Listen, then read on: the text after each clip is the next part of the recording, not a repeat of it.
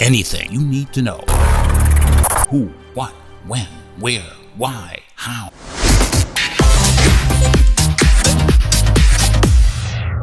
You're watching Telebeltop. It's a pleasure today to have with us on Telebeltop via Zoom. Salah is the director of a human rights organization, Komala Party of Iranian in Kurdistan. Welcome to the show, sir. Thank you. Thank you for coming in. I'm glad to have you as well. Let's start. In the past week, we saw the peace treaty between Israel and United Emirates Arab. What's your first reaction on that peace treaty? Middle East, it's always been, hot spot for conflict, for civil war. It's a multi-ethnic, multi-religious, very complex for people outside and for inside, of course. We have seen many wars, last 5-6 decades, unresolved conflict, between different variety, sectarian conflict, region of the coup d'etat, so all those things. So we have in mind when we talk about Middle East, and of course the birth of the old religion, come from Middle East. So beside all of this, so any peace negotiation, it's a step forward, So hopefully, finally by putting the pieces, all these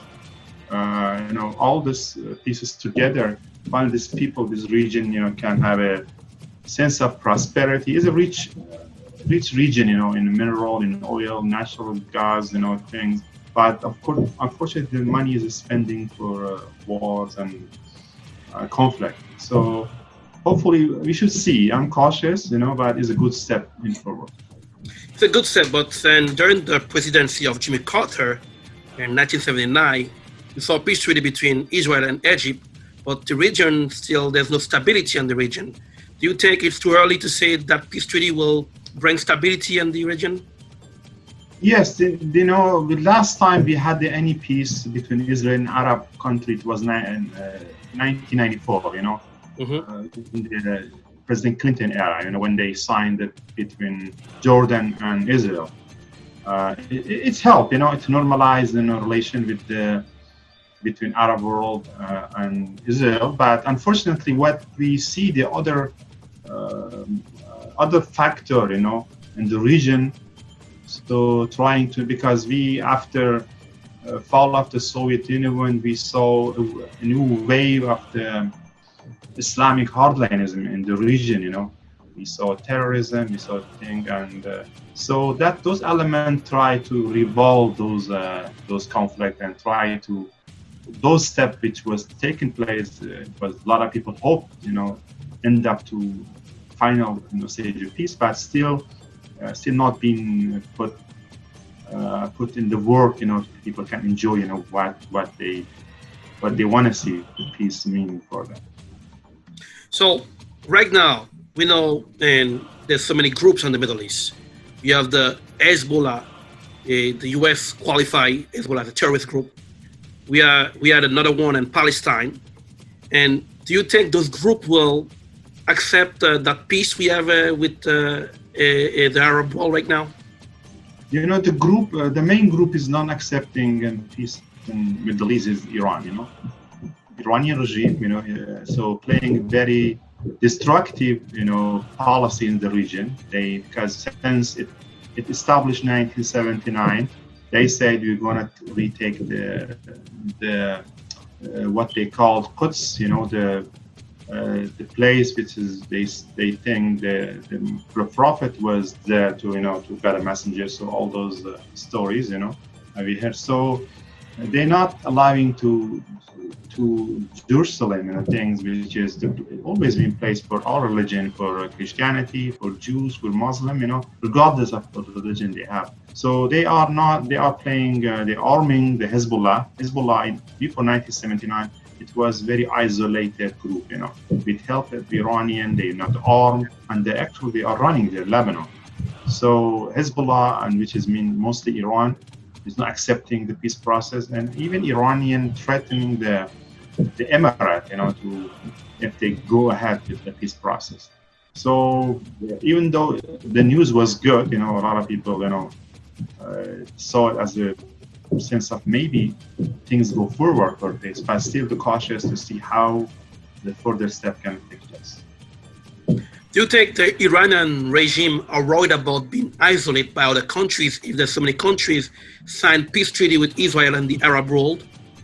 Yes, maybe Arab country, Emirate, the Gulf countries, besides Saudi Arabia and all around Israel, maybe they're not happy with Israel's policy, but what they're pushing them to forge a peace accord with Israel is they see Iran as a more threat, because Iran, if you remember last year, they were attacked to Saudi Arabia's oil field, Aramco, which is destroyed for a while. It took them a couple of months to rebuild it.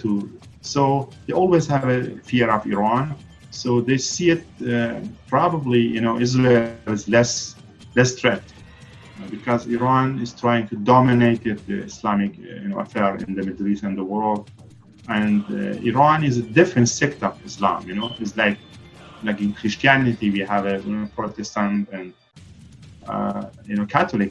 The war's over a couple hundred years ago, but still in Islam, this rivalry between Islam, Shia, which is Iran is representing, and the Sunni Muslim, which is Saudi Arabia and Persian Gulf. So this rivalry is there, and so this country eventually maybe they're trying to become more close to Israel because they fear more Iran.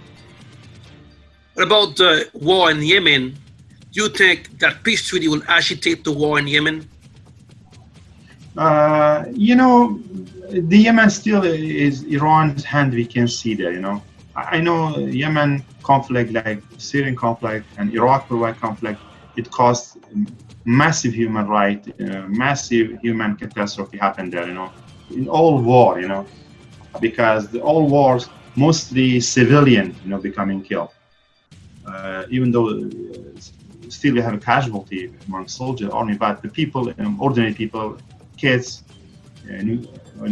malnutrition, lack of nutrition for children, for war, Yemen. Yeah. So we saw now this kind of escalation of the conflict in Yemen, because international community and stuff are trying to stopping the Iranian to arm the Houthis, in the Shia sect there. So we see some halt, but the conflict is still not being over in Yemen because unfortunately all those countries in Middle East, they built at the early 20th century not based on the modern nation state, probably because they divided to tribal things, and so these people are not coming.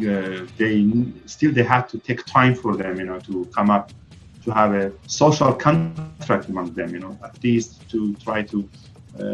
Because every group want to take over everything there, they don't want to share with each other,